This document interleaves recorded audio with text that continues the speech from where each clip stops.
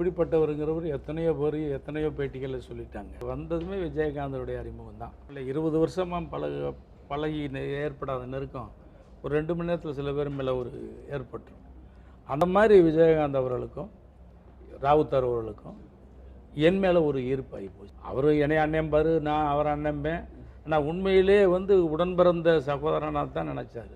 நண்பரா சகோதரனா ஒரு தாயோட உணர்வு இருக்கும் அவர் நம்ம மேலே காட்டுற அக்கறை.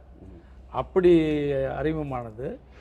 எழுத்தாளர் வசனகர்த்தா ஆகிறதுக்கு முன்னாலேலாம் அவருக்கான வேலைகள் நிறைய செஞ்சேன். மன்றங்கள் திறக்கிறது, வெளியூர் போய் மன்றங்கள் திறக்கிறது, விழாக்கள் எல்லாமே அவருக்காக பண்ணது. என்னை முத வசனகர்த்தா ஆக்குனது அவர் தான். என் மேலே உள்ள அன்பில் நம்பிக்கையில் என்னை இயக்குனர் ஆக்கினதும் அவர் தான். இந்த லியாக்கத்தல்லிக்கான நீங்கள் எங்கெங்கே தமிழன் இருக்கானோ அங்கெல்லாம் பேசிக்கிட்டு இருக்காங்க. அதுக்கு காரணம் விஜயகாந்த் என் மேலே வச்சிருந்த அன்பு, நம்பிக்கை. விஜயகாந்தால தான் நான் இங்கே உட்காந்துருக்கேன்.